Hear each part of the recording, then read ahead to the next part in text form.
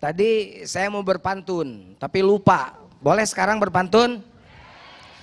Bertamu di hari Sabtu, nenteng salak dan delima. Bilang cakep dong. Berpantun di hari Sabtu, nenteng salak dan delima. Ilmu itu nomor satu, tapi akhlak lebih utama. Keburu Mas Agung berdiri jadi lupa. Nah sekarang ada lagi. Keadilan ini juga adalah salah satu pilar membangun bangsa ini menjadi bangkit. Saya mau cerita sedikit ya. Dulu Sayyidina Ali jatuh jubah perangnya. Kemudian ditemukan oleh Yahudi. Satu saat Sayyidina Ali melihat itu jubah. Kata Sayyidina Ali, "Weh, itu jubah aku." "Ya punya akulah. Akulah." Oke, selesaikan di pengadilan. Ya, itu pengadilannya itu, hakimnya itu diangkat oleh Sayyidina Ali. Maka didatangkanlah dua saksi. Saksi dari Sayyidina Ali itu satu namanya lupa, mantan budaknya, satu Sayyidina Hasan. Kata si hakim, gak bisa, Sayyidina Hasan tidak bisa jadi saksi, kan itu ada unsur kekerabatan, pasti membela bapaknya. Kalah Sayyidina Ali. Marah enggak? Tidak. Padahal secara substansial sebenarnya secara benar, secara fisik bahwa bukan secara fisik bahwa jubah itu punya Sayyidina Ali, tapi diselesaikan di pengadilan, hakim adil, tidak bisa kesaksian dari satu orang. Kalau satu orang lagi kerabat maka berbahaya, bisa berpihak, makanya kalah. Dan itulah keadilan. Nah sekarang di kita gimana? Nggak tahu, saya tidak mau menilai. Nah makanya saya mau baca dua ayat. Saya suka terbalik ayatnya karena saya bukan hafil. Makanya maaf, saya akan baca dua ayat ini. Nih, yang pertama, A'udzubillahi minasyaitonirrajim. Bismillahirrahmanirrahim. Ini yang pertama. Ya ayyuhalladzina amanu. Nah, kacamatanya harus saya buka. Kalau lihat, saya buka. Kalau jauh, saya tutup. Ini efek saya banyak lihat nenek-nenek begini. Ya ayyuhalladzina amanu kunu qawwamina lillahi syuhada'a bil qist. Hei orang beriman, hendaklah kamu jadi orang-orang yang selalu menegakkan kebenaran karena Allah, menjadi saksi dengan adil. Lanjutnya, wala yajrimannakum syana'anu qaumin ala alla ta'dilu. Janganlah karena kebencianmu pada suatu kaum menjadikanmu tidak adil. Satu itu. Ayat selanjutnya yang lain. Ya ayyuhalladzina amanu kunu qawwamina bil qisti syuhada'a lillah. Sama. Nih lanjutnya ini walau ala anfusikum.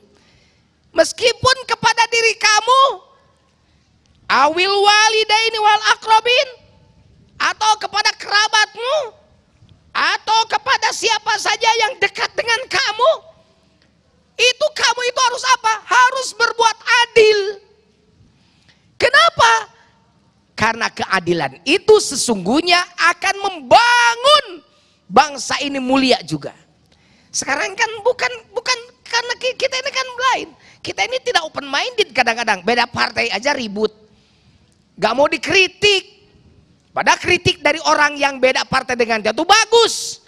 Kenapa tidak open minded? Kenapa kita terima dan kita belajar dari kritikannya? Kok dikritik malah marah? Dulu orang tua saya bilang begini, John, mun hayang jadi jalma gede, ini pasti loading Mas Agung. Rooming Mas Agung pasti. John, lamun hayang jadi jalma gede, ulah sieun dikritik. Jadikan kritik teh gemuk. Hei John, kalau mau jadi orang besar, jangan malu, jangan jengah, dan jangan takut dikritik. Jadikan kritik itu sebagai apa? Sebagai pupuk. Nah, bahkan kalau kita balik lagi ke yang tadi, keadilan itu juga bisa ditegakkan ketika kita open minded, terbuka hati dan perasaan. Kalau salah, ya salahkan. Kalau benar, ya benarkan. Tidak tahu apakah itu anak kita, apakah itu istri kita, apakah itu suami kita, apakah itu kerabat kita. Ya adilu, kata Allah, berbuat adillah kamu.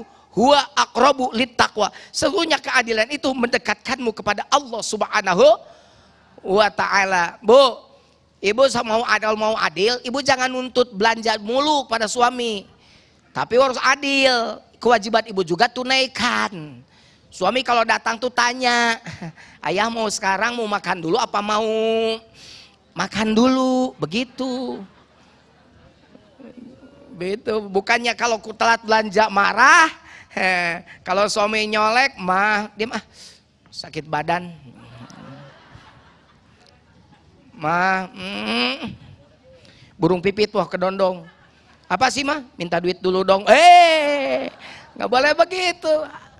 Sekarang begini, banyak sampah.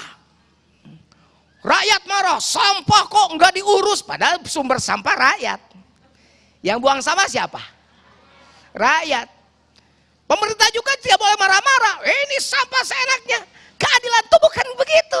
Yang dimaksud adil itu pemerintah menyiapkan tempat sampahnya, menyiapkan angkutannya, masyarakat membuang sampah pada tempatnya. Itu yang jadi Allah itu menghendaki keadilan itu dari dua sisi, seimbang.